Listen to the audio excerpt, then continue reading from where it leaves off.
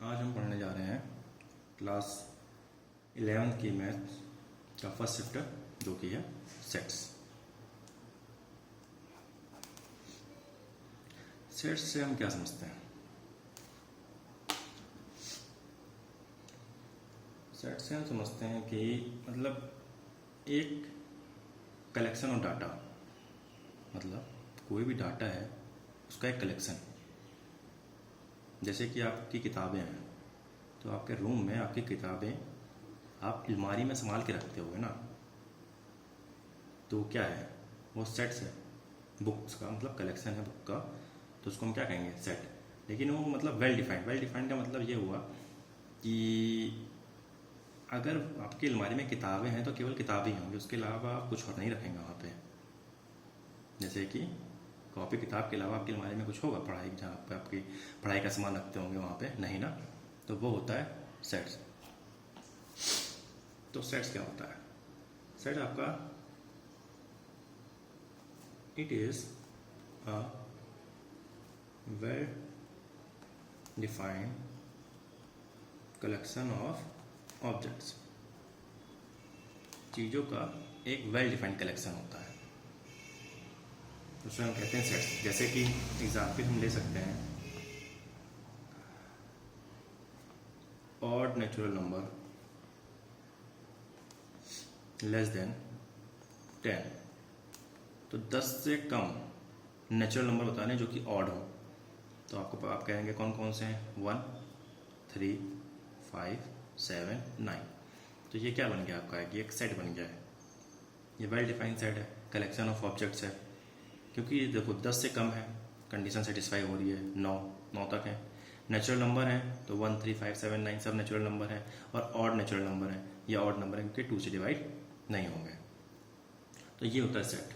जैसे कि दूसरा हम ले लेते हैं एग्जाम्पल आपका reverse of India. Reverse of India तो भारत की नदियाँ, तो भारत की नदियाँ में कौन कौन सी आ सकती हैं? गंगा आ सकती है, ब्रह्मपुत्र आ सकती है, इंदस आ सकती है, कावेरी आ सकती है, तापी, नर्मदा, महानदी। तो ये सब क्या है? ये रिवर्स ऑफ इंडिया है। लेकिन अगर हम उसमें लिख दें नील नदी या फिर अमेजन नदी, तो क्या भारत की नदियाँ हैं? ये भारत की नदियाँ नहीं है, तो ये सेट्स में नहीं आएंगी। दूसरा हम ले लेते हैं एग्जाम्पल, जैसे कि वॉवल्स ऑफ अल्फ़ाबेट।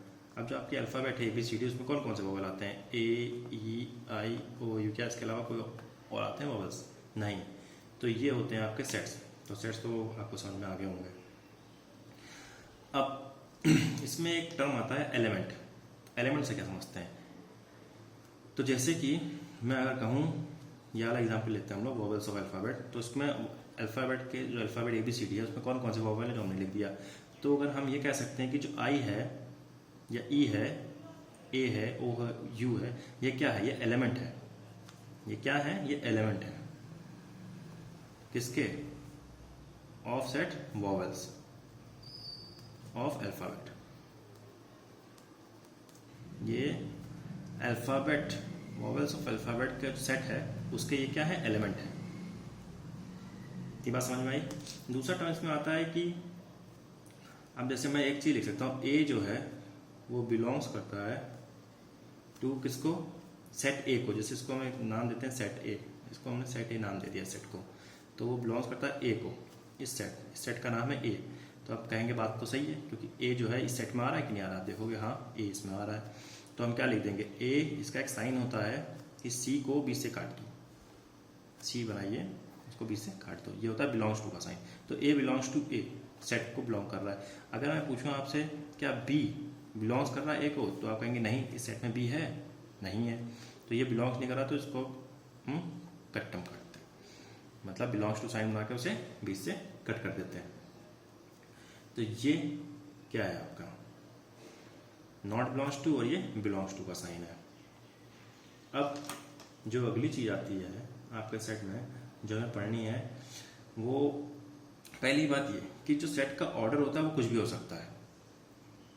मतलब सेट का ऑर्डर कुछ भी लिख सकते हैं। जैसे कि ये सेट है A = A, E, I, O, U, इसको ऐसे भी लिख सकते हैं, या E, I, A, O, U इसको ऐसे भी लिख सकते हैं।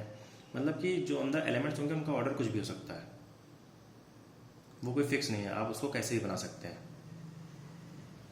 ठीक है, इतनी बात समझ में आई? क्योंकि इसमें कोई ऑर्डर की जरूरत नहीं है कि कोई फिक्स ऑर्डर में ही हम शब्दों को लिखें, एलिमेंट्स को लिखें, नहीं। दूसरी चीज इतनी इसमें, जो इसमें दूसरी चीज आती है वो आती है कि elements should not be repeated. जो एलिमेंट्स है वो रिपीटेड नहीं होने चाहिए। जैसे कि एक सब लिखते हैं हम लोग बटर, अब हम एक सेट बनाते हैं, हम पी नाम का एक सेट बना रहे हैं जिसमें कि हम क्या लिख रहे हैं, बटर के ये जो वर्ड है इसके सारे अल्फ़ाबेट लिख रहे हैं। तो अल्फ़ाबेट क्या क्या लिखेंगे हम, B U T E R. अब देखो टी क्या इसमें 2 बार था, लेकिन जब हम उसको सेट में लिखेंगे तो उसमें केवल 1 बार लिखेंगे, तो रिपीटिशन नहीं होना चाहिए शब्दों का, रिपीटिशन अलाउड नहीं होता। ये इसकी दूसरी प्रॉपर्टी होती है। इतनी बात समझ में आई? ठीक है।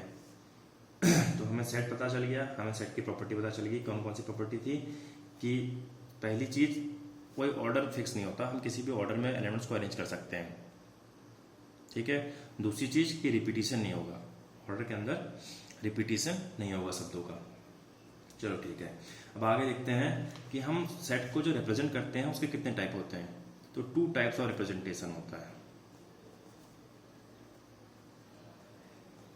2 टाइप से हम लोग सेट को रिप्रेजेंट कर सकते हैं। कौन कौन से? पहला जो आता है आपका, उसे हम लोग कहते हैं रोस्टर और टेबुलर फॉर्म। कौन सा? रोस्टर और टेबुलर फॉर्म। रोस्टर और टेबुलर फॉर्म जो अभी तक हम जितने सेट पढ़ के आ रहे हैं इनको ही हम लोग रोस्टर और टेबुलर फॉर्म कहते हैं। जैसे कि वॉवेल्स ऑफ अल्फाबेट कौन कौन से होंगे, ए ई आई ओ यू। तो ये देखो वॉवेल रोस्टर टेबुलर फॉर्म में क्या होता है कि इसमें हम हर एक एलिमेंट को लिखते हैं, हर एक एलिमेंट को लिखे दिखाएंगे। ठीक है। दूसरा जो होता है वो होता है सेट बिल्डर फॉर्म।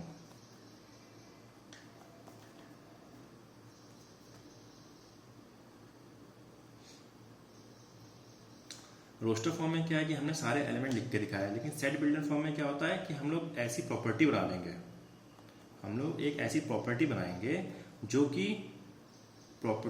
कि ट्रू होगी फॉर ऑल एलिमेंट्स।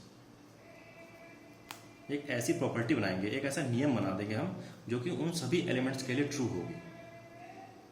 जैसे कि इसको दिखाने का तरीका होता है x is a vowel in English alphabet। अब ये दोनों एक ही चीज है।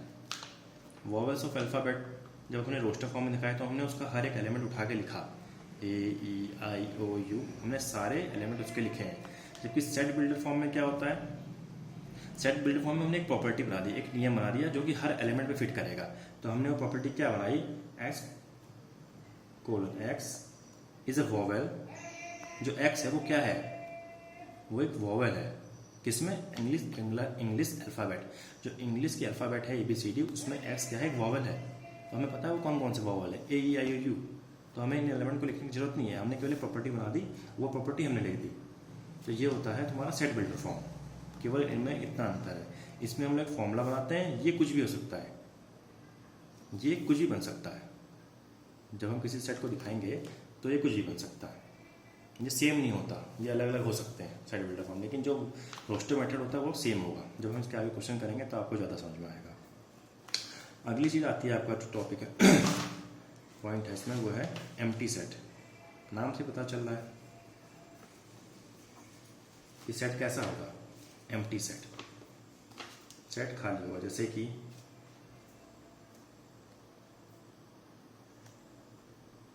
x:5x6 is a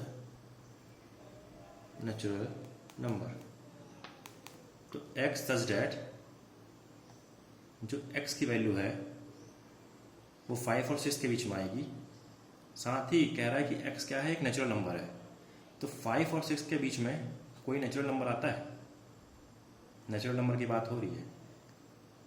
अगर कहता है कि 4 और 6 के बीच में कोई नेचुरल नंबर आता है तो आप कहते हैं यस सर 5 आता है, लेकिन क्या 5 और 6 के बीच में कोई नेचुरल नंबर आता है तो कहेंगे नहीं, नहीं आता। तो ये सेट कैसा है? ये एम्प्टी सेट है, तो इसको हम लोग ऐसे दिखाएंगे, एम्प्टी, खाली सेट है ये, इसे कहते हैं हम लोग एम्प्टी सेट। क्या कहते हैं? Empty set. इसका दूसरा नाम भी होता है, इसको हम लोग नल सेट भी कहते हैं और वॉइड सेट भी कहते हैं।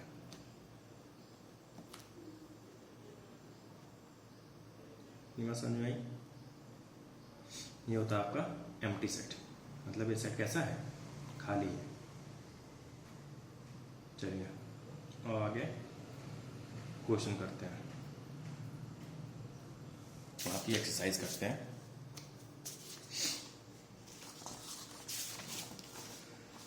अब आते हैं आपकी एक्सरसाइज में, जो आपकी एक्सरसाइज 1.1 है।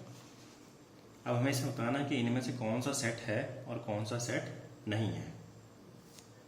तो पहला क्वेश्चन कह रहा है which of all months of year beginning with letter J. तो अब हमें मतलब बताना है कि ये जो क्वेश्चन पूछे गए हैं क्या ये सेट है कि नहीं है। तो पहला क्वेश्चन पूछा गया collection of all months of year, मतलब कलेक्शन किनका? सभी महीनों का, साल के सभी महीनों का कलेक्शन बताना है जो किस शब्द से शुरू होते हैं? जे शब्द से शुरू होते हैं। तो आप तुरंत कहोगे जे शब्द से कौन कौन से मंथ शुरू होते हैं? जनवरी, फरवरी, मार्च, अप्रैल, मई, जून, जुलाई, अगस्त, सितंबर, अक्टूबर, नवंबर, दिसंबर। तो 3 ही मंथ हैं जो जे से शुरू होते हैं और इसको हम लोग एक सेट में दिखा सकते हैं। तो आप कहेंगे यस ये एक सेट है। Collection of 10 most talented writers of India. अब इंडिया के 10 सबसे मोस्ट टैलेंटेड राइटर, सबसे बुद्धिमान लेखकों का नाम क्या एक सेट हो सकता है? तो पहली बात ये, क्या 10 सबसे बुद्धिमान राइटर्स को हम लोग डिसाइड कर सकते हैं? भाई किसी के लिए बुद्धिमान राइटर कोई होंगे, किसी के लिए कोई होंगे, कोई फिक्स तो है नहीं ना। और हमने जब सेट की डिफिनेशन पढ़ी तो वेल डिफाइंड होता है, well defined collection of object, एक वेल डिफाइंड होगा। लेकिन क्या ये वेल डिफाइंड है? नहीं, तो ये सेट नहीं बन सकता। Team of 11 best cricket batsman of the world, दुनिया के 11 सबसे बढ़िया बल्लेबाजों की एक टीम का कलेक्शन क्या बना सकते हैं? अब मेरे लिए दुनिया के बेस्ट क्रिकेटर जो होंगे वो कौन? सचिन, सहवाग, द्रविड़, कोहली, धोनी, ये हैं। आपके लिए हो सकता है कोई और हो, दूसरे के लिए हो सकता है कोई और हो। तो क्या इसको हम डिफाइन कर सकते हैं सही तरीके से? नहीं, तो ये भी सेट नहीं बन सकता। Collection of all boys in your class. अब तुम्हारी क्लास में जितने भी लड़के हैं उनका कलेक्शन क्या बन सकता है? तो हाँ भाई, किसी क्लास में 20 लड़के होंगे, किसी क्लास में 30 लड़के होंगे, तो क्या हम इसको सेट में नहीं बना सकते हैं? हम 20 लड़कों का नाम लिख सकते हैं, तो एक सेट बन जाएगा कि नहीं बन जाएगा? किसी 30, किसी के 40, तो 40 एक लिमिटेड नंबर है जो हम एक सेट में दिखा सकते हैं। अब आप कहेंगे ये भी सब बच्चों के लिए अलग अलग होंगे, लेकिन अब बॉयज इन योर क्लास, ये तुम्हारी बात कर रहा है ना कि किसी दूसरे बच्चे की। तो तुम अपने से देखो, तुम केवल अपने से देखोगे तो तुम अपनी क्लास में देखोगे, तो तुम अपनी क्लास में तो लड़कों को गिन नहीं सकते हो ना, तुम्हारी क्लास में इतने लड़के हैं। अब वो तो वेल डिफाइंड है, वो तो चेंज हो नहीं सकता है। तो क्या सेट बन सकता है? यस, ये सेट बन सकता है। Collection of all natural number less than 100। अब 100 से कम जितने भी नेचुरल नंबर है, क्या हम उनको सेट में दिखा सकते हैं? क्यों नहीं दिखा सकते? दिखा सकते हैं। वैसे कि 1, 2, 3, 4 एंड सो ऑन कहाँ तक जाएंगे? 99 तक जाएंगे, क्योंकि 100 से कम का है। तो ये क्या एक सेट नहीं है? क्या एक सेट है ये? अगला कलेक्शन ऑफ, ये भी सेट है तुम्हारा। अगला है collection of novels written by writer Munshi Premchand. अब मुंशी प्रेमचंद जी के द्वारा लिखी गई नॉवेल्स का कलेक्शन। अब जो मुंशी प्रेमचंद है उनने कितनी नॉवेल लिखी होंगी? 10, 20। तो उनको हम एक सेट में दिखा सकते हैं, क्योंकि उनके तो फिक्स है। मुंशी प्रेमचंद जी ने जो जो नॉवेल लिखी हैं, जो जो कहानियाँ, उपन्यास लिखे हैं, वो एक फिक्स है, वेल डिफाइंड है वो। तो ये एक सेट बन सकता है। अगला क्वेश्चन देखते हैं, collection of all even integer. जितने भी इवन इंटीजर हैं, क्या उनका हम लोग एक सेट बना सकते हैं? तो इवन इंटीजर्स को हम गिन सकते हैं, 2, 4, 6, 8, 10, ये जहाँ तक जाएंगे हम इनको गिन सकते हैं। अब आप कहोगे सर हम इसको कैसे लिखेंगे? 2, 4, 6, 8, 10, ये तो इन्फिनाइट तक चले जाएंगे। तो अभी हमने दूसरा मेथड पढ़ा था, सेट बिल्डर मेथड। उसमें हम इसको कैसे लिख सकते हैं? x वेयर x को क्या लिख सकते हैं? Is an even integer. हम इसको सेट बिल्डर फॉर्म में दिखा सकते हैं कि x क्या है, कि इवन इंटीजर। ये एक फॉर्मूला बन गया, आपकी प्रॉपर्टी बन गई जो सारे इवन इंटीजर के लिए वैलिड है। Collection of all question in this chapter, जो आपका चैप्टर 1 है उसमें सभी क्वेश्चन का कलेक्शन क्या एक सेट है? तो हाँ, यस, ये सेट है, क्योंकि भाई आपकी बुक में ये जो क्वेश्चन है चैप्टर 1 में वो फिक्स होंगे ना, या तो 10 क्वेश्चन या 20 क्वेश्चन जितने भी हैं पहले चैप्टर में, तो क्या वो सेट में नहीं दिखा सकते? हम दिखा सकते हैं। Collection of most dangerous animal of world, दुनिया के सबसे खतरनाक जानवरों का कलेक्शन दिखा सकते हैं। अब मेरे लिए सबसे खतरनाक जानवर कोई होगा, आपके लिए कोई होगा, किसी और के लिए कोई होगा, किसी को किसी से डर लगता होगा, किसी दूसरे जानवर से डर लगता होगा, तो क्या वो एक वेल डिफाइंड कलेक्शन बन सकता है? उसका नहीं बन सकता, क्योंकि सबके डर जो होंगे वो अलग अलग होगा। किसी को डर नहीं लगता होगा किसी जानवर से, किसी को पसंद होंगे, किसी के लिए वो क्यूट होंगे, किसी के लिए नहीं है, तो ये सेट नहीं बन सकता। अगला अब हमें बताना है कि हमें एक सेट दे रखा है a = 1 2 3 4 5 6। अब हमें इसमें सिंबल पुट करने हैं, जो कि कौन सा सिंबल है? बिलोंग्स टू और नॉट बिलोंग्स टू का सिंबल है। तो मैंने बता दिया है कि अगर वो एलिमेंट इस सेट में आता है तो बिलोंग्स टू होगा, नहीं आता है तो नॉट बिलोंग्स टू। अब 5a में आता है क्या? 5 आता है, हाँ, तो आप कह देंगे बिलोंग्स टू। 8 आता है, तुरंत देख लो, 8 नहीं आता, नॉट बिलोंग्स टू। 0 आता है, नहीं आता, नॉट बिलोंग्स टू। 4 आता है सर, बिलोंग्स टू। 2 आता है सर, बिलोंग्स टू। 10 आता है, 10 सेट में नहीं आता तो नॉट बिलोंग्स टू। अब अगला देखते हैं हम लोग। अब ये सेट को हमें रोस्टर फॉर्म में लिखना है। देखो ये सेट बिल्डर फॉर्म में दे रखा है हमें इसको किस फॉर्म में लिखना है? रोस्टर फॉर्म में लिखना है। तो हमें कुछ नहीं करना, केवल जो उसमें एक फॉर्मूला दिया होगा, एक प्रॉपर्टी जो दी होगी, बस उस पर ध्यान रखना है। तो x is such that x क्या है? x एक इंटीजर है, ठीक है। इंटीजर आप समझ गए, नेगेटिव भी हो सकता है और पॉजिटिव भी हो सकता है। Negative number, positive number, integer दोनों आते हैं ना।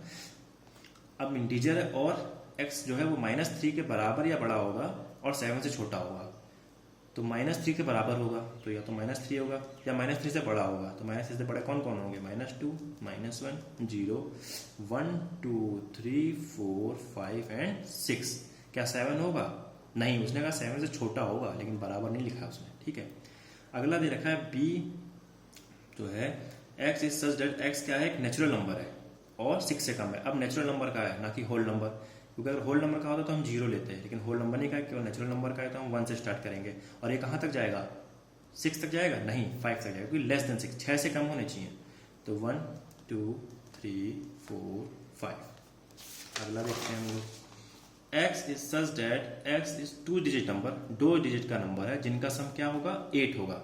अब 2 डिजिट नंबर कहाँ से शुरू होते हैं? वो 10 से स्टार्ट होते हैं और कहाँ तक जाते हैं? 99 तक जाते हैं 2 डिजिट नंबर, ठीक है। अब ऐसे 2 डिजिट नंबर लेने हैं हमें, 2 डिजिट के नंबर जिनका सम 8 हो। सम 8 कौन कौन से होते हैं? तो 10 11 12 नहीं 13 14 15 16 17, क्योंकि 7 + 1 करेंगे कितना हो जाएगा? 8। 17 के बाद 26, 6 2 8, फिर 35। करना कुछ नहीं है, देखो पहले 1 किया, फिर 2 किया, फिर 3 किया, फिर तुम 4 कर लो, फिर 5 कर लो, फिर 6 कर लो, फिर 7 कर लो, फिर 8 कर लो। क्या 9 कर सकते हो? नहीं, क्योंकि उसने कहा सम 8 होना चाहिए, तो 9 करोगे तो बड़ा हो जाएगा। अब देखो 1 में 7 जोड़ेंगे तो 8, 2 में कितना जोड़ें? 6 8, 3 में कितना जोड़ें? 5 जोड़ें 8, 4 में कितना जोड़ें? तो 4 में 4 जोड़ेंगे तो 8 आ जाएगा। 5 में कितना जोड़ेंगे? 3 जोड़ेंगे 8 आ जाएगा। 6 में कितना जोड़ेंगे? 2 जोड़ेंगे 8 आ जाएगा। 7 में 1 जोड़ेंगे 8 आ जाएगा। 8 में 0 जोड़ेंगे। अब इनके अलावा क्या कोई नंबर हो सकता है? नहीं। तो आपका सेट ये बन गया। इनको ब्रैकेट में करना जरूरी है। अगला है x एक प्राइम नंबर है। x is such that x जो है वो प्राइम नंबर है और वो 60 का डिविजर होगा। पहले आपको प्राइम नंबर निकालने आने चाहिए, ठीक है। तो 60 का प्राइम नंबर निकाल लेते हैं हम लोग। तो प्राइम नंबर निकालने का सबसे अच्छा तरीका हम लोग एलसीएम ही ले लेते हैं। तो 2 30 2 15 3 5 5 1। तो इसका क्या बन गया? 2 × 2 × 3 × 5। तो इसके प्राइम फैक्टर क्या आ गया? 2 का स्क्वायर × 3 × 5। तो प्राइम नंबर तो पता है आपको, जो खुद से डिवाइड हो या 1 से डिवाइड हो। तो 2 क्या है? Prime number. 3 क्या है? Prime number. 5 क्या है? Prime number. तो हमने वही प्राइम नंबर फैक्टर पूछे थे 60 का, तो वो आ गया हमारे 2 3 and 5। Set of all letters in word trigonometry, ये तो बहुत सरल है, हम तुरंत बना लेंगे। टी, बस हमें याद रखना है कोई लेटर रिपीट नहीं होता कभी, ऑर्डर कुछ भी हो लेकिन रिपीटिशन नहीं होना चाहिए। तो TRIGON। अब O आएगा? नहीं आएगा, क्योंकि वो पहले आ चुका है। M आएगा? E आएगा? आएगा। T आएगा? नहीं है। R आएगा? नहीं। Y आएगा? Set of all Latin word better, better में हमें देखना है। तो B ई आएगा, आएगा सर, टी आएगा, टी आएगा, फिर टी दे रखा आएगा नहीं क्योंकि आ चुका है, ई आएगा नहीं, आ चुका है, आर आएगा, आएगा। तो ये हो गया आपका क्वेश्चन नंबर 3। तो आज हमने आपकी एक्सरसाइज 1.1 में 3 क्वेश्चन किए हैं और हमने सेट के बारे में पढ़ा, सेट को रिप्रेजेंटेशन पढ़ा, कितनी तरह से उसको रिप्रेजेंट कर सकते हैं। इसके बाकी क्वेश्चन हम लोग कल करेंगे। अगर क्लास पसंद आई हो आपको तो लाइक करें, शेयर करें एंड सब्सक्राइब करें। Thank you and have a nice day.